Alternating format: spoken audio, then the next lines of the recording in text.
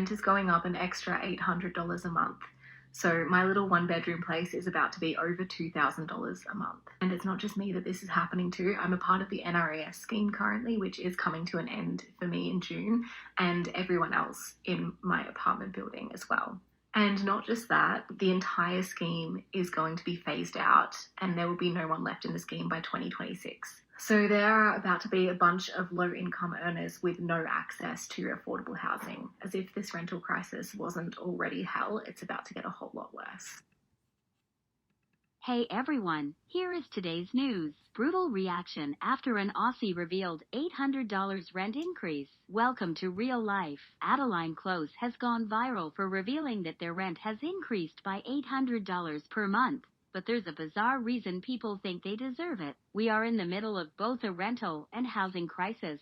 Therefore, whenever someone shares their rental increase story, it is almost always met with sympathy. Whether you're a renter, owner, or even a landlord, everyone's been faced with the increased cost of living and inflation. Despite this, Adeline's story isn't garnering a kind response online because they accessed a service that they were perfectly entitled to. They have been renting an apartment that is part of the government's National Rental Affordability Scheme. When they announced on social media that they were now facing a rental increase, and their video was viewed by over 300,000 people, it opened them up to extreme judgment. Perfect and about time you paid market rates. One person wrote, "Stop being a peasant then." Another said, "Have you ever heard of hustle culture?"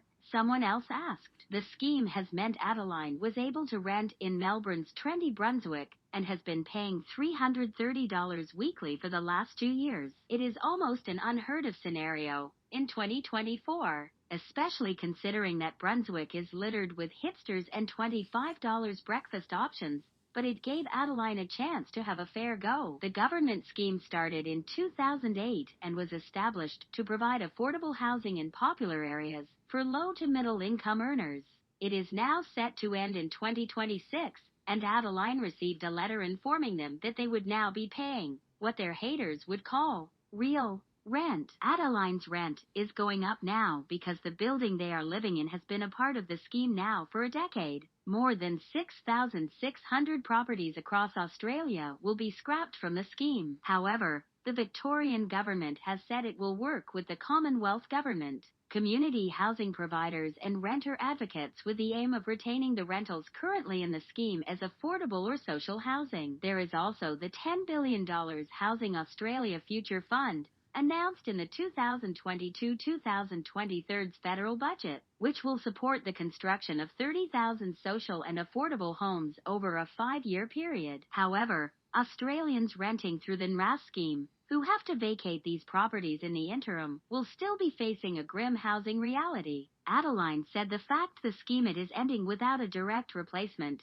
means the situation for most people is dire. The young worker stresses that for them, the rental increase certainly isn't welcome, but it isn't going to leave them in a vulnerable situation. They are considering moving but can handle the rental increase on a month-to-month basis for now. Still, Adeline only had to speak to their neighbors to know that it is devastating for Aussies who have relied on the scheme and still need it. People are in crisis. People with children who are going to end up homeless. It is heartbreaking, they said. Adeline also pointed out that the fact the scheme is wrapping up during a rental crisis is poor timing. When Adeline secured their apartment in 2022, they were living on Centrelink from a regional town and needed to move to the city to study. Adeline said that without the scheme, they wouldn't have been able to move in the first place, and their dreams of studying would have been dashed. The fact Adeline was able to find affordable housing has changed the trajectory of their life, and now they are studying acting, Auslan at TAFE, and they are also a trainee manager in retail. They are earning $62,000, which is still considered a middle income, so they are able to stay in their rental, and they feel like they are now in a perfect position financially. "I'm going to be okay. I wanted to talk about it because many people aren't," they told news.com.au.